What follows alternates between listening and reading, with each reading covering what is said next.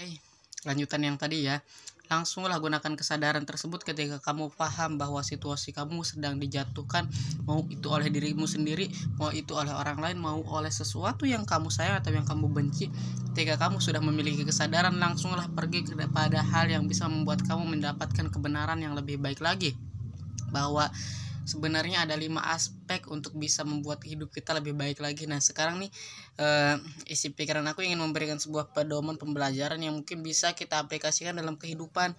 Semoga bisa membuat kita semakin lebih baik lagi secara batin, spiritual maupun secara kegiatan apa saja. Yang pertama, hidup itu harus punya makna.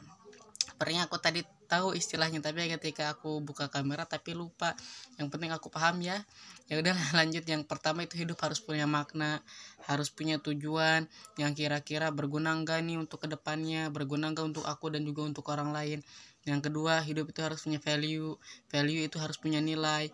Kira-kira kalau kita punya kegiatan atau punya kemampuan, bisa gak kemampuan itu kita pergunakan untuk mendapatkan yang namanya kebahagiaan, untuk mendapatkan yang namanya kebersamaan, untuk mendapatkan sesuatu yang kita inginkan. Jadi hidup tanpa value itu seakan-akan kita tidak punya keahlian sama sekali ya. Jadi punyalah value, kuasailah satu hal, skill, lalu punyailah hidup yang menjalani dimensi yang tertinggi, artinya penghambaan diri.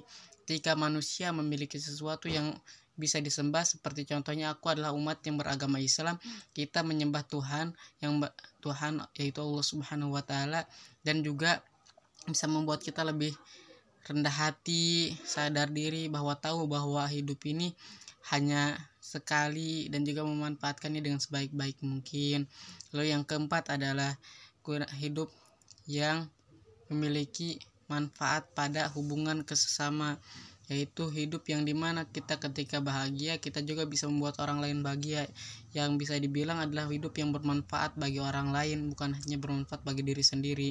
Dan yang kelima adalah hidup yang reflektif, hidup yang mengakui bahwa kita itu ketika mengalami sesuatu bukan hanya gagalnya saja yang diingat, bukan hanya hal yang buruknya atau bukan hanya sesuatu yang hilangnya saja, tapi sesuatu yang bisa, walaupun itu jelek, walaupun itu gak bagus, tapi kita bisa mengambil hikmah dan bisa membuktikan bahwa ya lumayan lah, never give up, kita menjadi lebih baik lagi, menjadi lebih upgrade lagi, lebih update lagi secara keilmuan atau secara fisikalnya. 5 itu tadi, yaitu makna, nilai,